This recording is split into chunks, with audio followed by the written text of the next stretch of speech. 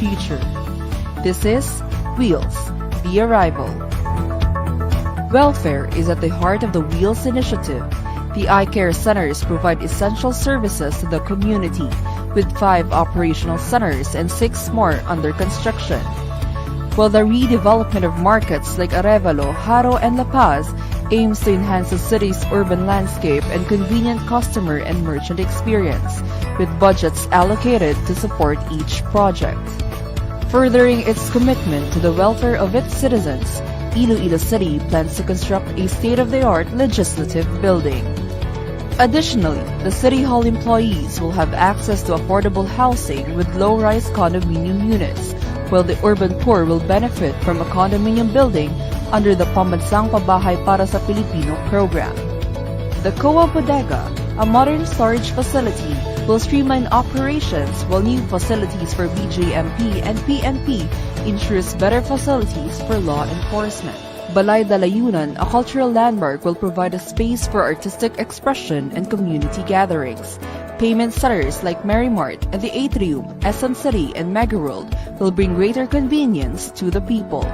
Also, the Iloilo City Dog Pound and Animal Shelter at Calahunan Sanitary Landfill in Mandurriao District is serving as home for stray or rescue dogs.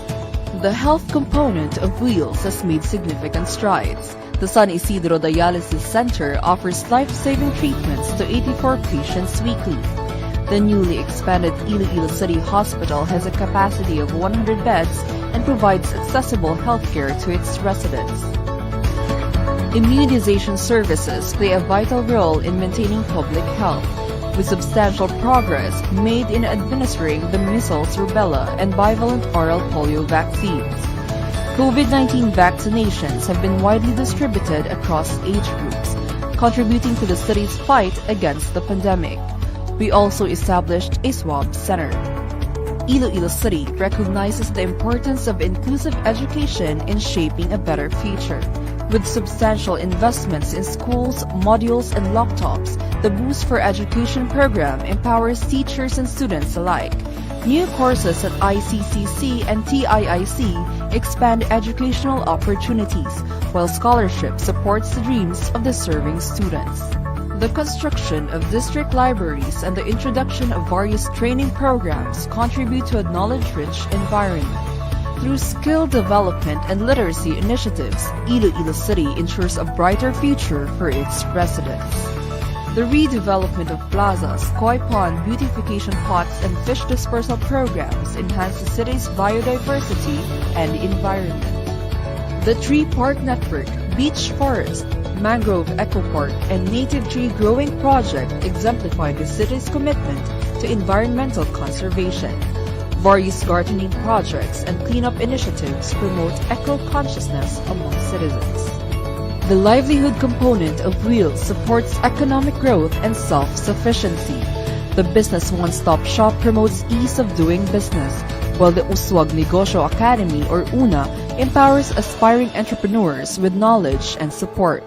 The UNA program, terminal market rehabilitation, and vocational training initiatives provide opportunities for entrepreneurship and skill development. We also made a big leap as we rehabilitate the Iloilo terminal and central markets. Lastly, the sustainability aspects of Wheels drives progress and efficiency. All of the aforementioned programs and projects shall be sustained beyond Mayor Jerry Peña's leadership. The legacy shall live for our children's future. Wheels has united Iloilo City towards a future that is not only sustainable, but also full of promise.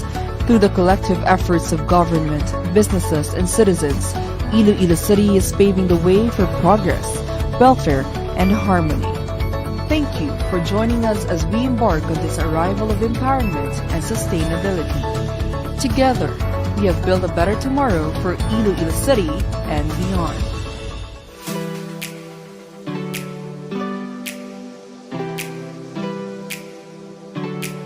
Gusto mo bala sa manamit nga donut nga dalon sa imo pamilya? Hindi ka na magbakal sa iban pa. Bungod bukas na para sa tanan ang Mars Pastries nga napahaptang sa sulod sang Ceres Terminal sa Barangay Kamaligaro, syudad sang Iloilo. Ano pang ginahulat nyo? Dali na! Mabakal na kita sa donut sa Mars Pastries. Pasalubong nga may pagpalangga sa imo pamilya. Mars Pastries, barato na, manami pa!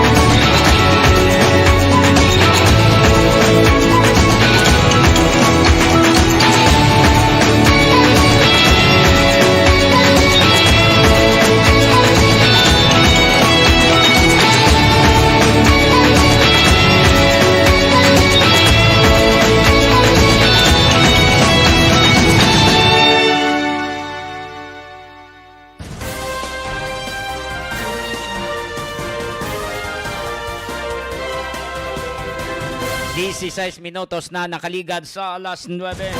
Balik kita sa atong pagpangalagad. Ang time check ginadulong sa inyo sa Baul Resto Bar. Ang sa Baul Resto Bar, nahamtang ini sa likod sang LBC sa Barangay San Miguel Hordan, Guimaras, ginapanagyan ni Dr. Jisim Binhamin. Ginadulong man sa inyo sa Cindy Sandy Store, nahamtang sa Rizal Palapala 1 City Proper, ginapanagyan ni Ma'am Ida Joy kag Sir Brian Nabuno. Ang Department of Health nagapanghanda sa posible nga maglapta ang impacts niyo kung mangkipax mga kabyanan diri sa Pilipinas. May duha ka mga napiktuhan, no? Sang impacts. Isa diri sa Metro Manila kag isa ang ara sa Calabarzon base sa report sang DOH. Pero ginamin monitor na ini, no? Gina-isolate na ini para man nga wala sang may malatnan kay skin to skin ini siya ang paglaton suno sa taga DOH makabig ining infectious disease, no? Pero ginaliwat-liwat gid sang DOH nga hindi ini airborne, no? Why iniya galaton pagi sa hangin kundi sa skin to skin, no? Dira siya nagalaton base man sa ginpagwa sang mga impormasyon sa World Health Organization mga kabyanan.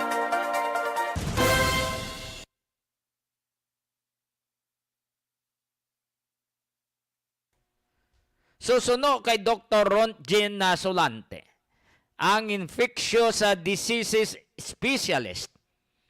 Ang impacts ginplastarya kung paano ini maglapta, no?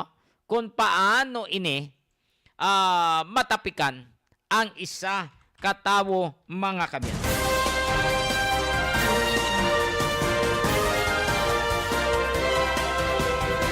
Mayo lang pagpamati kay Nung Jo Intano, kay Leslie Londonyo, mayo lang pagpamati. Ling ni Nung Jo niya rada sa guanda sang kwan sa gibuangan o gani. Galing kay buron ang ila CCTV. May atuman sa piyak, no, nga dalan, buron man may nagatindog, nga medyo dako nga tao, ti galing hindi mo mamurutan kay buron. No? Buron ang CCTV, no? For the sake guro nga makabutang sang CCTV, okay na. Bahala man da kung buron o kung hindi, basta nakakomply sa mga pagsulundan base sa ordinansa, amo na siguro.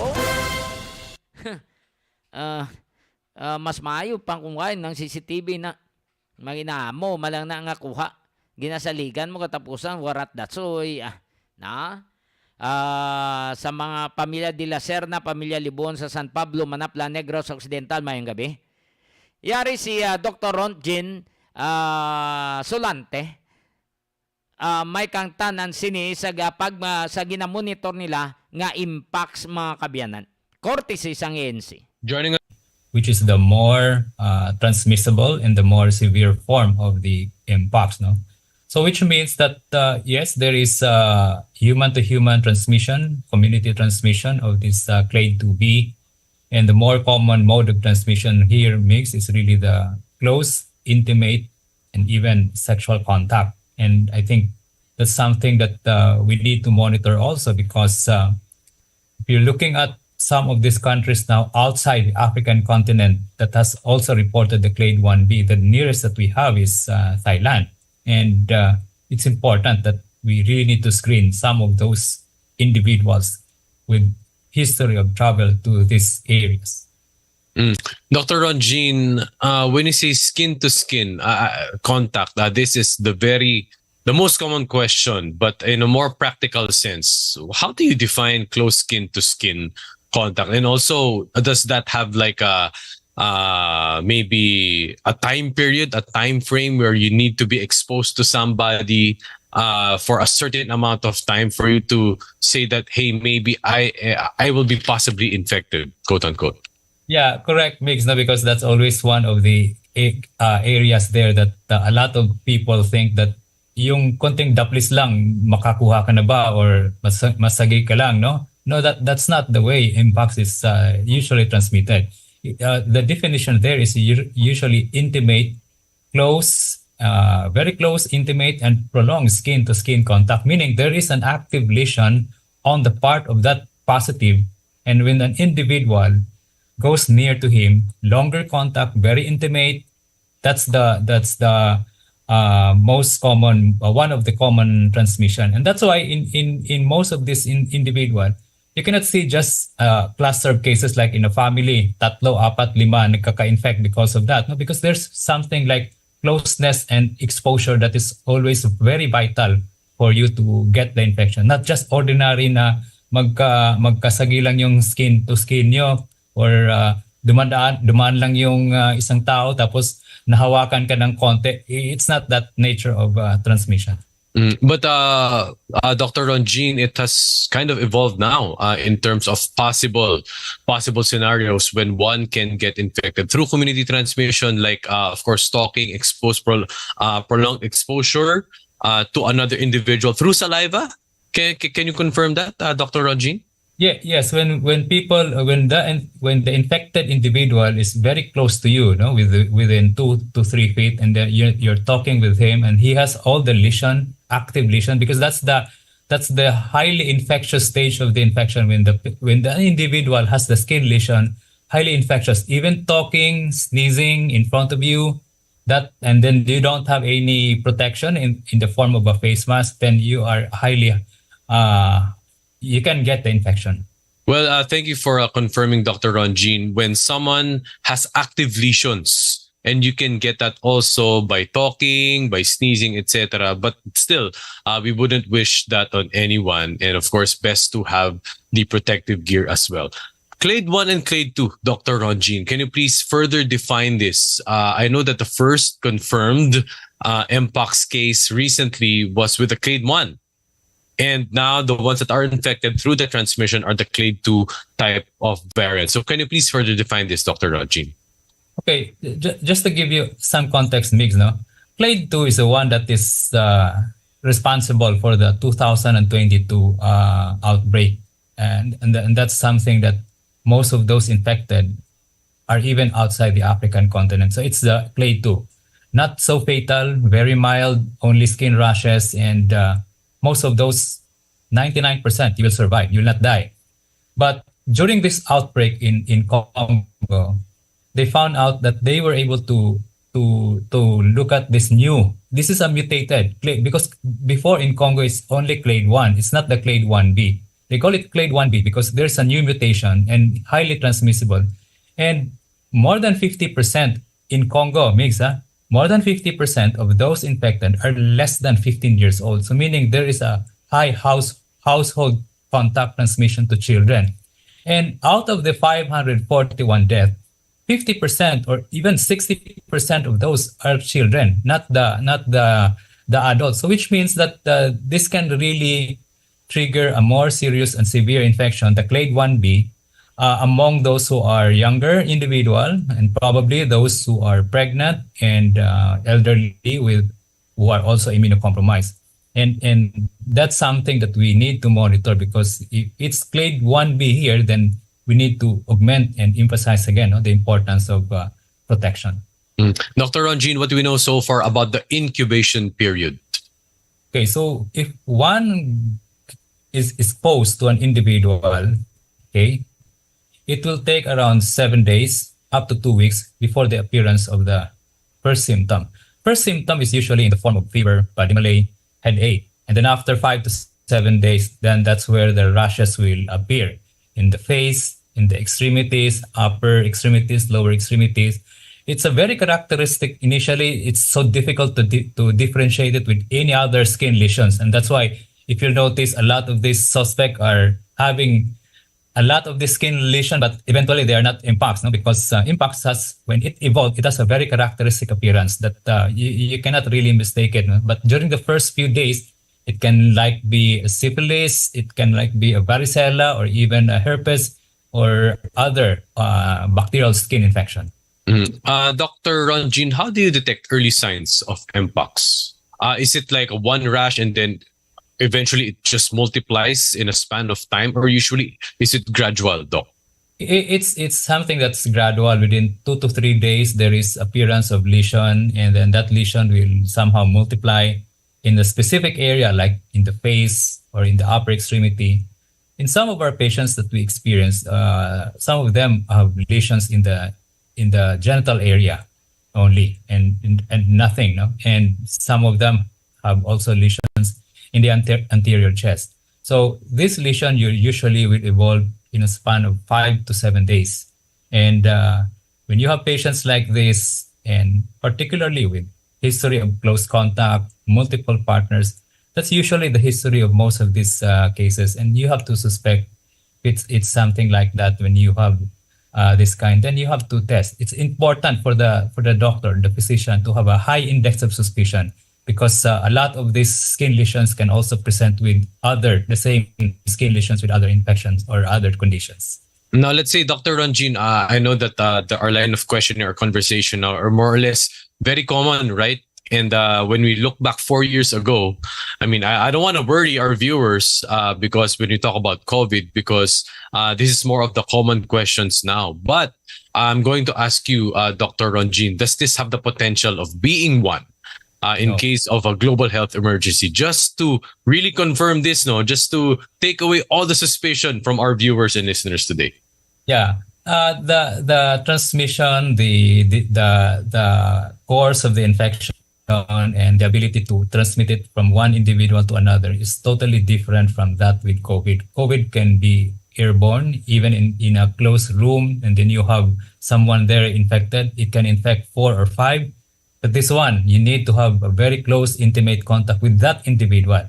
Second, yes, the mortality mix, when you say severity, it's not as bad as COVID. COVID, when you have severe COVID or vulnerable patients, they usually manifest with pneumonia, respiratory tract infection, and that's the more dangerous part. That's why I won't see this type of impacts that will be like a COVID thing, very high cases. All right, so good. I got that we got that out of the way. So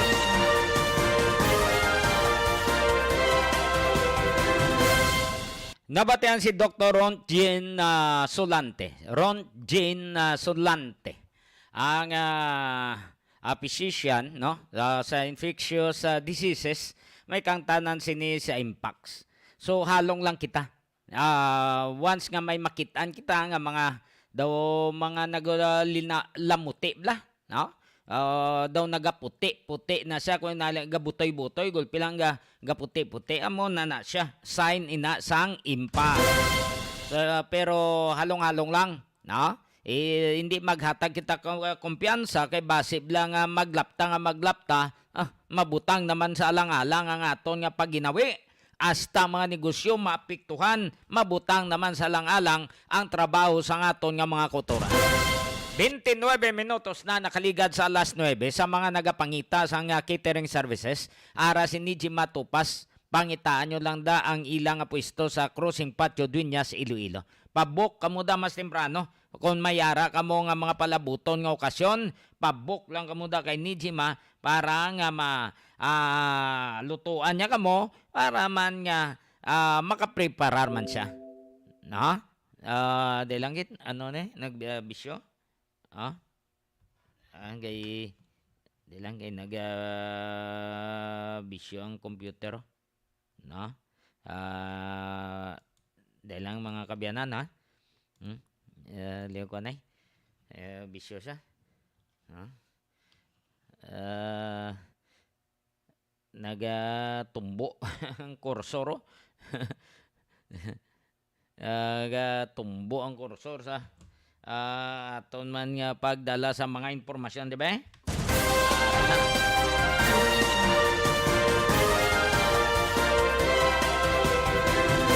31 minutos na nakaligad sa alas 9. Time check. Ginadulong man sinyo sa Graphics Innovative Mind. Ang Graphics Innovative Mind nahamtang sa Barangay Katilingban, Molo, Siyudad sang Iloilo. Ginapanagihan ni Sir Manny Jan Sanoy. Sa mga listeners naton, sa mga balikbayan, sa mga nagaplano magkadto siyudad, base magkadto kamo sa mga tourist pass diri siyudad, tanawan nyo lang ang wheels ang city government, makit-an dira sa platforms Iloilonewsline kag araman sa Gimaras Newsline. Makitaan pagid ninyo kag mabatian sa YouTube channel sang Iloilo Newsline.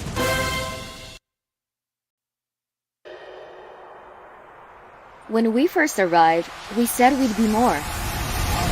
And we were. We said we'd give you more. And we did. We even source 100% of our electricity from renewable energy, all while having the lowest rates in the country. But wait, no, that's not enough. This year, we're going to do more. But what does do more mean? It means more upgrades.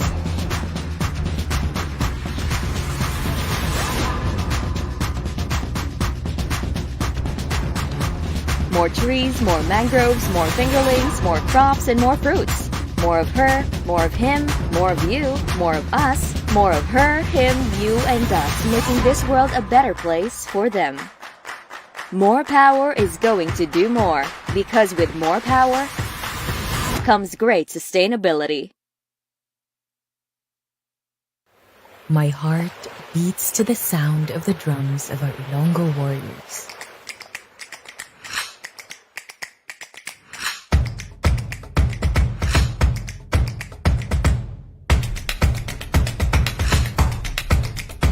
It dances with joy to nature and the open spaces that surround me in Iloilo.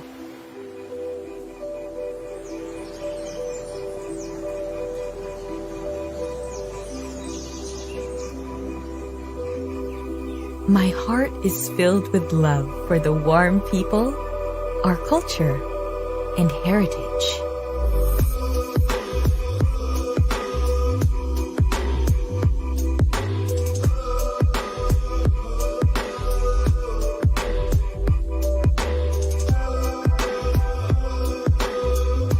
It breaks into song as it sees the changes that progress brings to our city. The new modern blending with the old, a merger of the present and the past.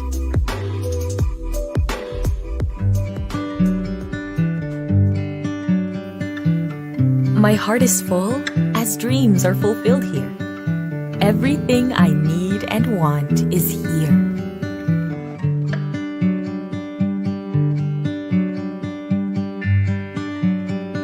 Iloilo is my happy place.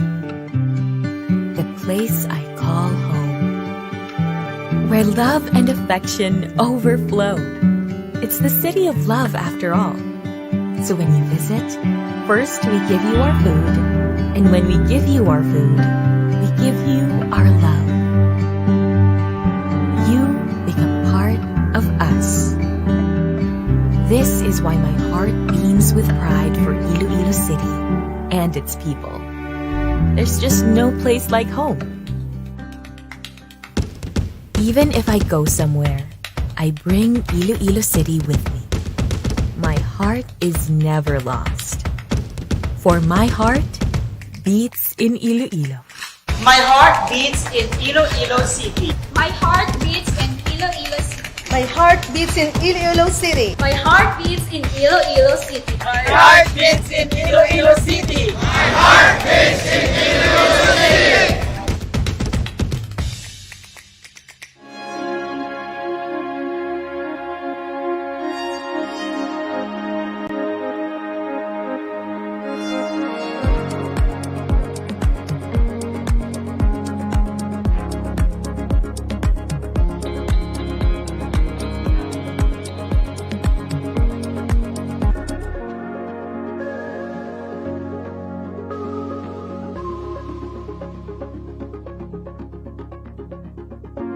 Our planet needs more. More from me, more from you, more from all of us. Since we started, More Power has committed itself to bringing more to life. But what is more? As an electric distribution utility, we light up thousands of homes, businesses, and institutions. So that's where we started. Under our 5-year development plan for Iloilo City, we worked to rehabilitate and modernize the system. We conducted an overhaul of our distribution system by investing in state-of-the-art facilities. This made sure our system was more responsive on several levels. Repair and optimization of facilities to decrease power interruptions. Automated restoration to decrease downtime for 90% of these interruptions. A 24/7 response team present for the rest, and mobile substations to relieve overloading. These state-of-the-art technologies have a focus on sustainable practices, such as net metering services allowing consumers to export excess energy, cutting down their cost, and increasing the use of renewable energy. All of this while having 100% renewable sourcing from geothermal power plants and cutting electricity rates in half.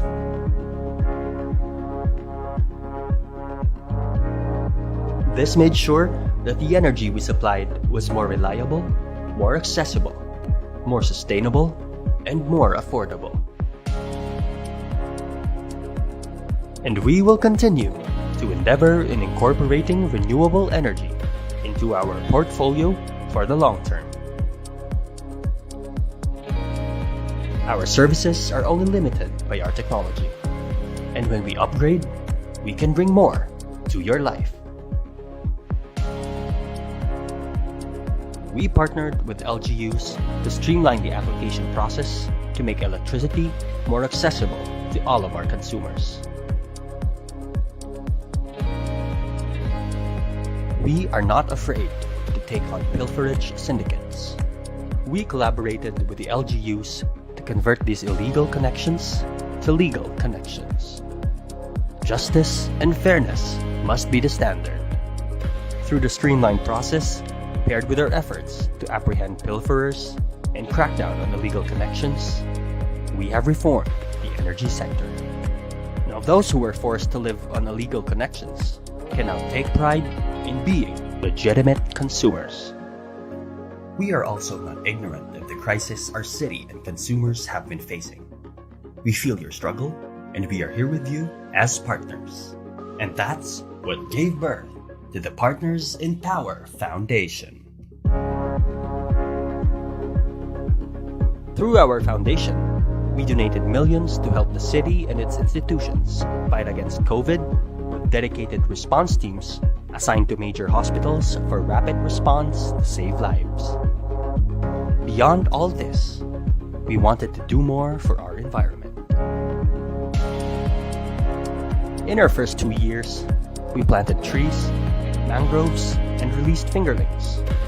We have even adopted an entire mangrove park and supported a citywide endeavor for urban gardening. We also worked on what we could do more within our system.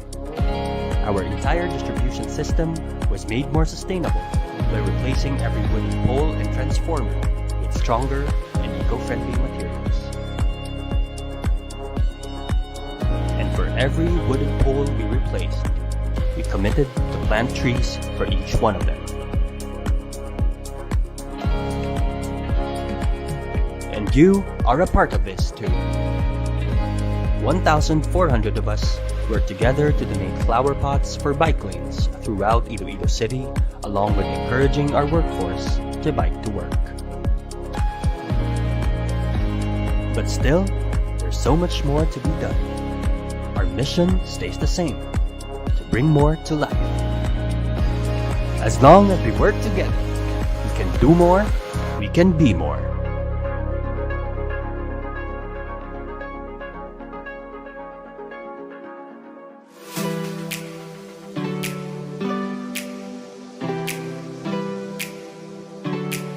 Gusto mo bala sa manamit nga donut nga dalon sa imo pamilya? Hindi ka na magbakal sa iban pa. Bungod bukas na para sa tanan ang Mars Pastries nga napahamtang sa sulod sang Ceres Terminal sa Barangay Kamaligaro, syudad sang Iloilo. Ano pang ginahulat nyo? Dali na! Mabakal na kita sa donut sa Mars Pastries. Pasalubong nga may pagpalangga sa imo pamilya. Mars Pastries. Barato na, manamit pa!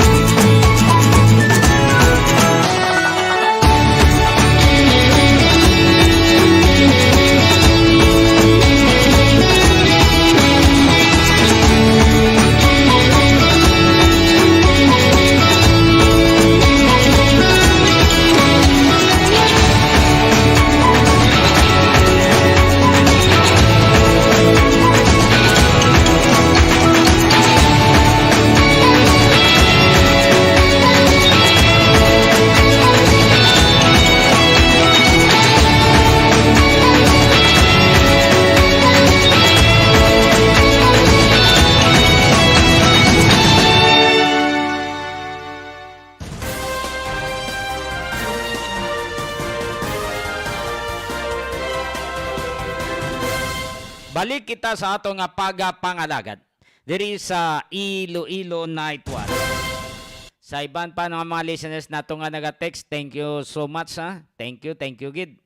Kay Ma'am Sheila Villarosa sa Valyacar Transit sa kuan siya, store manager dira sa Mansilingan, Bacolod City. Ipabati ta sa inyo ang kasugpon sa ginpatawag nga committee hearing sa quad panel, no? Apat ini ka mga komitiba joint, no? Ululupod sila kaginto ko nila ang quad panel. So ila ini gina check kung ano ang nagkalahinabo during Duterte administration sa war on drugs. Iisa diri sa mga inbitar nga mag-shed light, no, magpahayag sa iya nga nahibaluan party sa war on drugs si Lieutenant Colonel Jovi Espinito. Amo ini siya ang masami nga ginamit lang sa una ni former President Rodrigo Roa Duterte kon parte sa kampanya kontra sa illegal drugs. No? Ang sakit-sakit lang dire kay maasab si Colonel Espinido sa kampanya kontra sa illegal drugs, ginhimuan man siya sang dossier, no? Ginlakip man siya sa drug watch list bilang protector, no? Amo nang masakit-sakit kung maasab ka sa kampanya, laban-laban nga may matirador gid sa imo para nga mapula ka man. No? Para man nga hindi mabisto ang tanan-tanan nga ginhatag nga informasyon sa imo, hindi ini mapalayag ti karon kay buhi pa si Colonel Espinido, kundi ginbuyag-yagya. No, aring kasugpo no sa pagpamangkot sang mga kongresista kay Lieutenant Colonel Jovi Espinido. Nag-usap kaso sa Usamis, hindi ibinigay sa akin. Sana masulbad na yung problema, pero ang ginawa, hindi. Bakit, Your Honor? Yung nga tiningnan ko, sino ang kakampi ko? Anong gusto nila? Ma-eradicate talagang. Kaya ako, Your Honor, Sotilio, hindi ko gusto i-minimize ang drugs. Eradicate talaga, and it can make as a chief of police for the previous assignment, Gandara, 1 month, 2 months ako, Your Honor, Totilio, nag-declare ang non-government organization na illegal free. Illegal free, hindi lang drug free. Illegal logging, illegal fishing, sinali ko na yung mga bawsi.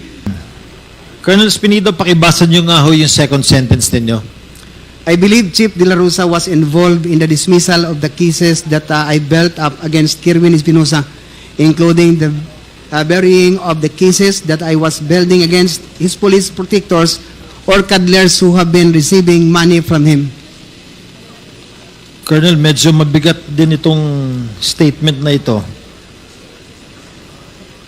Bakit buong paniwala nyo na ito nga ho yung ginawa ni Chief De La Rosa at the time? Your Honors, Mrs. Chair, ang police, pag ikaw mapailan ng complaint sa RIAS, the RIAS will conduct an investigation recommending the penalty of that said police officer to the regional director. If the police involved make an appeal, it will go to NAB, National, then the Chief PNP will now decide if go or no go ang penalty na dismissal from the service sa mga na-involved na police. Sila lang ang may authority, yung RD at saka si PNP, na mag-decide na, Your Honors, ito siya i-dismiss to. Ito hindi. May kasalanan ka o wala, Your Honors. Colonel Espinido, punta ho tayo sa page 6 doon sa affidavit ninyo. And please go to number 34. Pakibasa niyo lang po yung first sentence na sasalaysay ninyo. From my experience, I can say that the PNP is the biggest crime group in this country, Your Honors. Is that true? Yes, Your Honors. Mabigat, Colonel, itong salaysay na ito, ha? I will not ask you the names now, pero sa executive session na rin. Please reply, General Karamat. Mr. Chairman, I totally disagree with the statement of Lieutenant Colonel Espinido that the PNP organization is the biggest syndicate in our country. We could not have the kind of peace and order situation we are experiencing right now in our country if not for those dedicated policemen maintaining the peace and order in our country, sir. The PNP itself is maganda na yung police natin, yung institusyon ng PNP.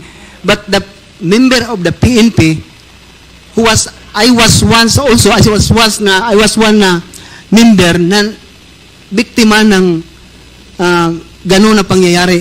And I can makasabi ako sa inyo kasi ako ang biktima sa drug war ng former President Rodrigo Duterte. And even I've heard from the mouth of former President, galit siya na nangyari na ako ang pinagbintangan. So, magsabi ba ako na wala sa PNP ang organized crime groups? The PNP itself, again, the institution is very effective. Maganda yung Pilipinas may PNP. Pero yung member ng PNP, yun lang ang problema, Your Honors. Thank you. May nagsabi kasi, no, si Arturo Las Cañas, that Duterte is the lord of all drug lords in the southern Philippines. Naniniwala ba kayo dyan? Hindi, Your Honors, but I would like to tell you, Your Honors, na hindi naman sila parang magkasalungat, Your Honors. Ako isinali sa drugs ni CPNP. Yung mga CPNP nag-follow kay Senator De La Rosa. Pero si President Digong, from his mouth, na-cleared ako. Hindi siya nag-confirm na ako kasali. In that moment, Your Honor, na tinanong siya ng media, na-cleared ako. Kaya sa akin naman, in fairness, Your Honor, no, sorry, parang pagbigyan din natin ng credit yung presidente na sa ginawa. But sa paligid niya, yun ang mga number one na naggawa na hindi alam ng presidente. Sorry talaga, Your Honor, kung yun lang ang sa pagtingin ko ba. Colonel Espinido, doon sa affidavit mo, 3 bagay lang ang importante doon. Yung assignment mo sa Albuera, yung assignment mo sa Ozamis, at saka assignment mo sa Bacolod. Yes. Tama po ba?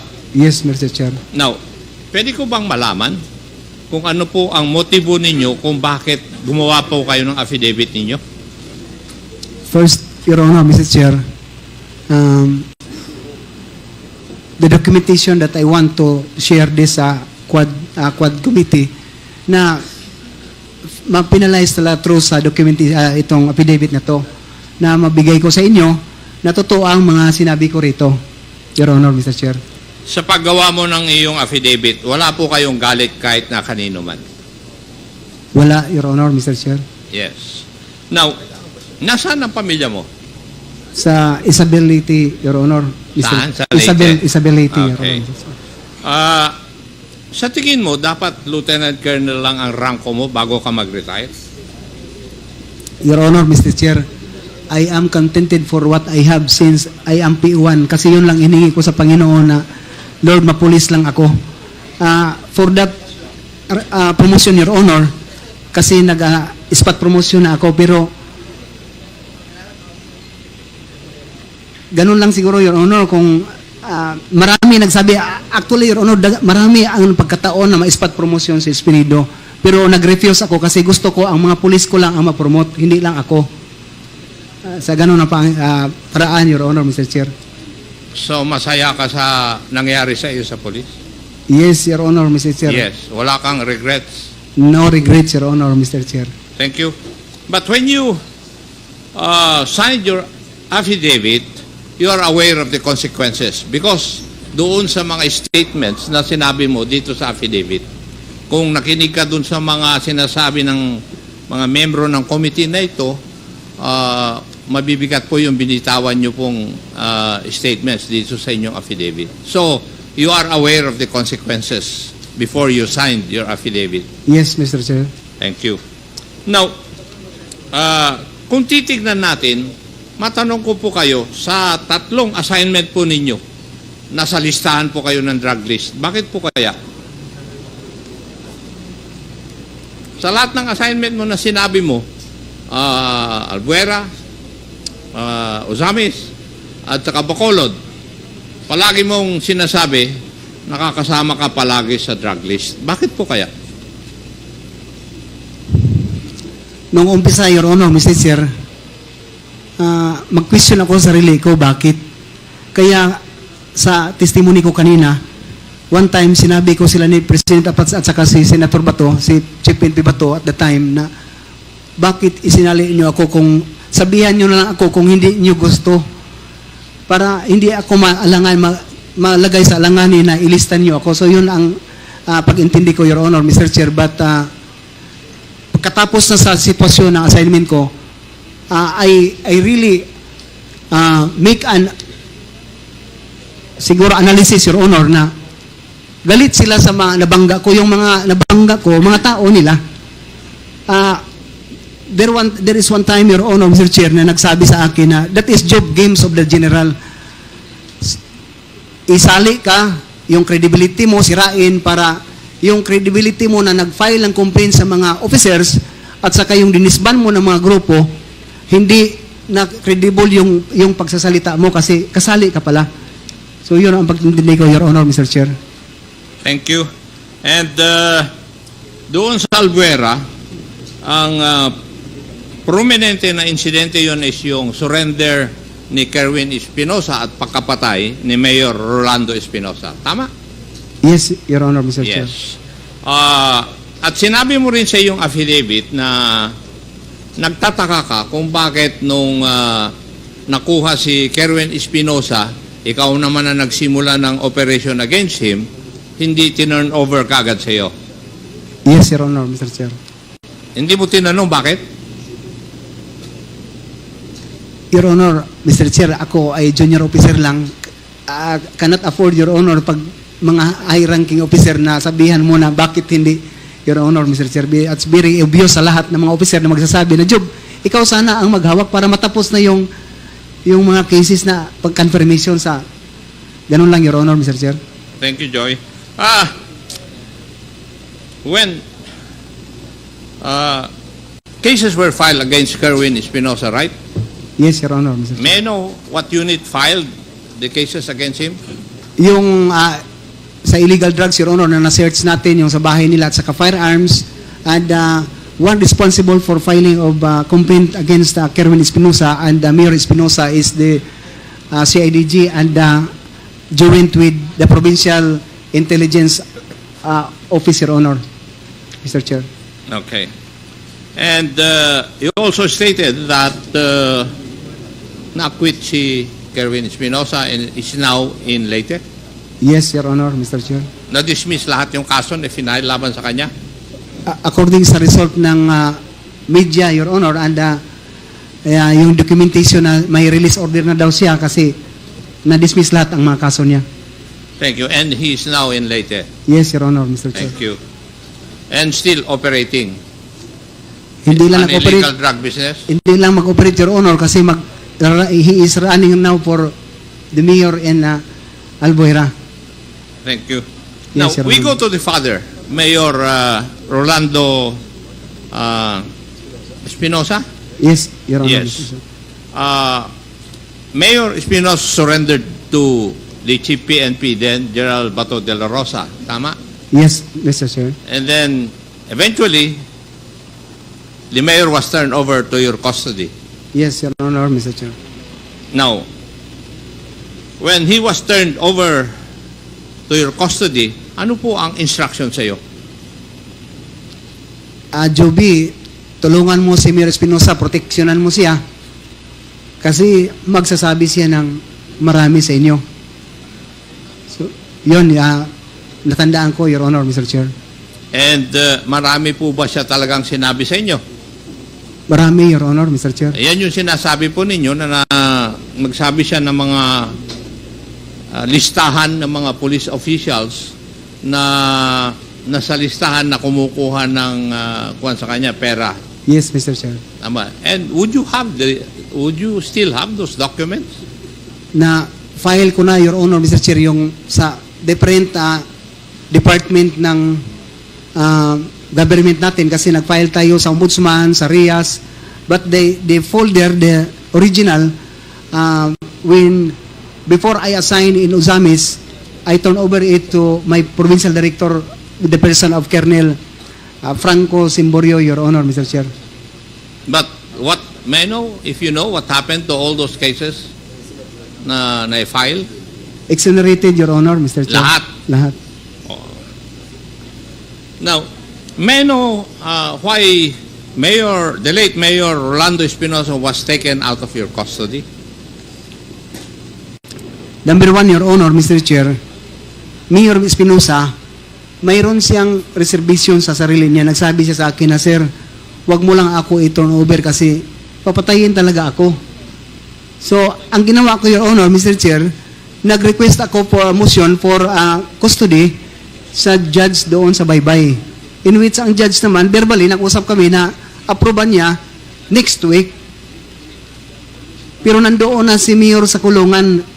Nung Saturday na yon, hindi pa dumating ng Monday, tinira na si Mayor Espinosa. So, nauna na transfer siya sa Baybay Leyte Yes, Your Honor. before Mr. Chair. you filed your motion na to take custody of the late Mayor Espinosa. Yes, Your Honor, Mr. Chair. Okay. And then,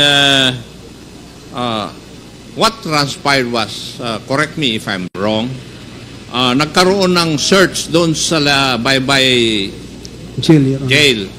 Tama, at allegedly, nagkaroon ng enkwentro.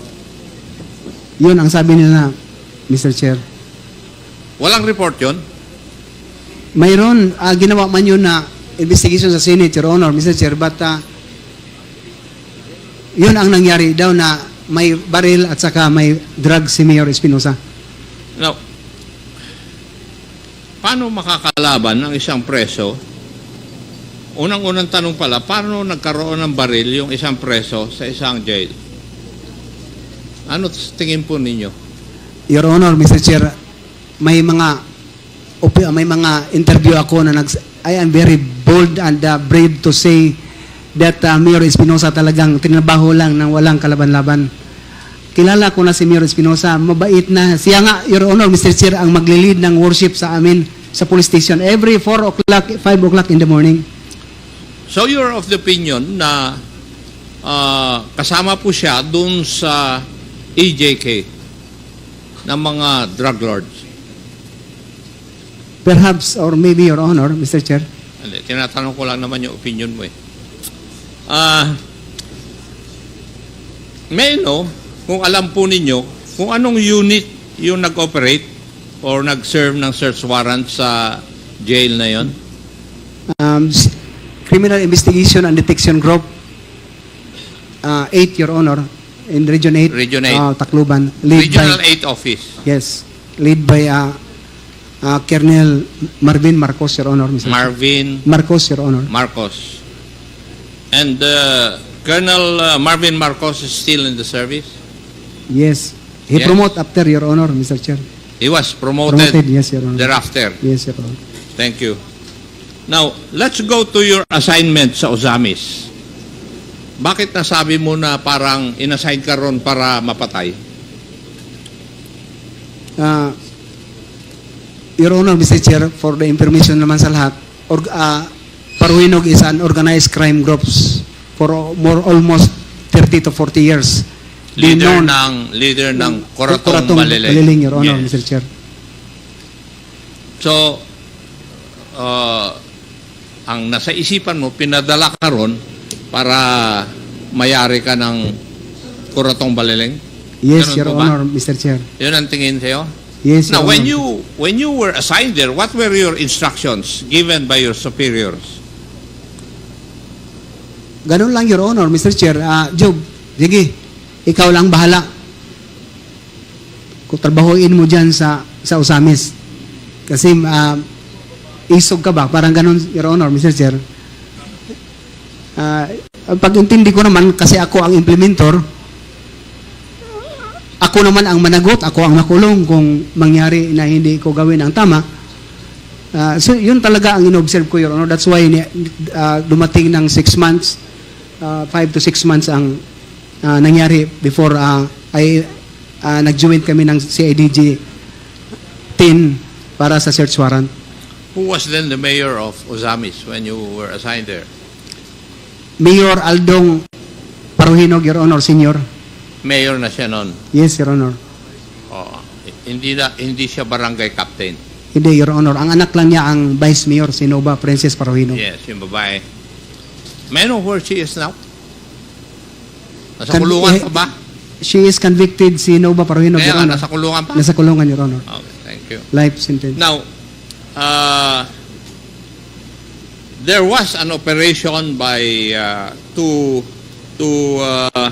shall we say, neutralize the Paruhinog family. Were you the one who operated or who implemented this? The CIDG, Your Honor, Mr. Chair, ang nag-apply ng search warrant. Joint lang kami ang local police ng Ozami City, Your Honor. Mr. So Chair. kasama ka. Yes, Your Honor, Mr. Chair. Now, may I ask you, as a police officer, in accordance with your POP ba, yung pag-operate? When I say POP, Police Operational Procedures, Yes, Your Honor, Mr. Chair. did you do it in accordance with your Police Operational Procedures? Yes, Yung search, implementation of the search warrant, 6 yata yon. Yes, Your Honor, Mr. Chair. Bakit 15 o 15 or 16 ang namatay? Why? That is simultaneous implementation of search warrant, Your Honor, Mr. Chair. May sa ibang side sa anak, si Nova Paruhinog, may dalawa na namatay yung security, isa ang buhay. They are all fully armed of long firearms, M16. At saka sa farm ni Mayor Aldong Paruhinog, farm ni Ardot Paruhinog, at saka sa mansyon ni Ardot Paruhinog, may namatay. Hindi lahat yun sa bahay ni Aldong Paruhinog, Your Honor, Mr. Chair. So lumaban sila? They refused to obey yung search warrant? Yes, Your Honor, Mr. Chair. When in fact, may police investigator na kasama ko doon sa first vehicle, una ang natamaan before we drop from on board of the vehicle, siya ang unang natamaan. At saka doon na, Your Honor, Mr. Chair, ang exchange of fire sa going to security ni Aldong Paruhinog, Your Honor, Mr. Chair. Thank you. Let's go to yung famous na statement mo, paragraph 34. From my experience, I can say that the PNP is the biggest crime group in this country. Ang ibig mo bang sabihin, yung Chief PNP ang Lord of Crime? Kasi pag sinabi mo na yung PNP ang isang crime syndicate, ang big boss niya.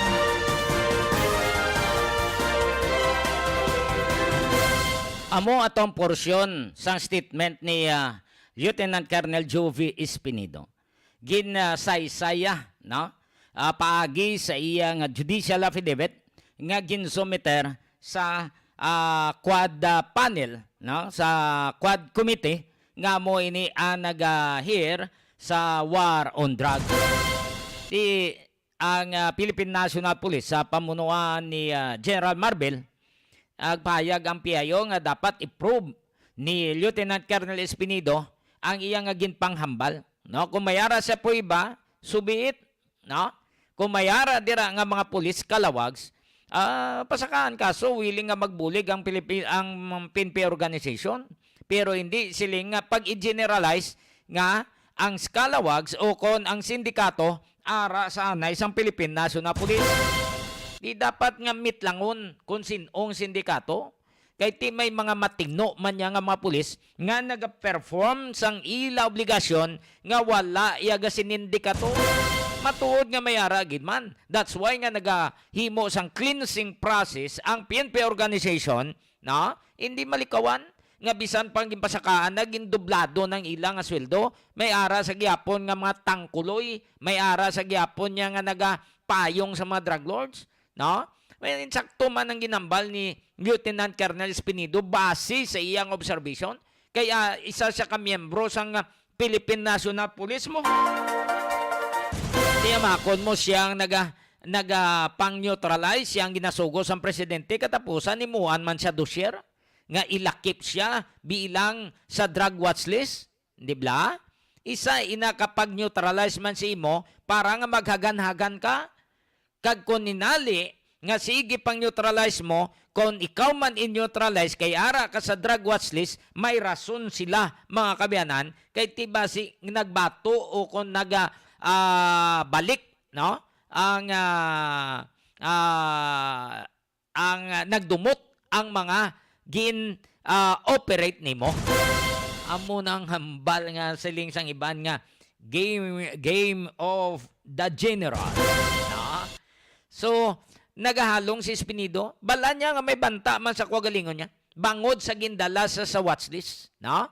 Amo ina ang pamagi para nga hindi kuno mabuyagyag ang iban pa nga nagasinindikato sa organisasyon. Pero hambal ni Colonel Jane Fajardo, imit lang. Kung mayara nga balasian, ti pasakaan kaso pero hindi tanan-tanan sa hanay sang PNP nga miyembro sang syndicate. Medyo nakalapaw na. No, sa tanan-tanan na mga listeners ka mga viewers, thank you so much.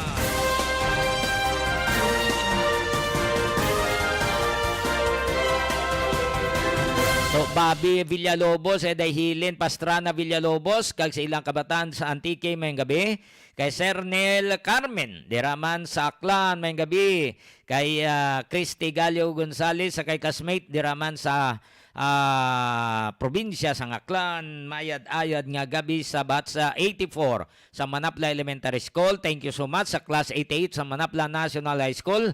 Mayong gabi sa inyong atanan. Sa mga nagahiwat sang kadlawan, happy birthday. 31 na kita buwas. Pagka Domingo, pizza 1 na. Setyembre na, ber na. Pero pigado sa gihapon. Wala na kita sa tiniyon sa atong pagpangalagad. Opod na kay Toto Boy Jeff kag Nonoy MJ. Ini ang inyo alagad, Johnny Yanson Diaz. Madamo nga salamat. Kag mayong gabi Pilipinas para sa Iloilo Newsline.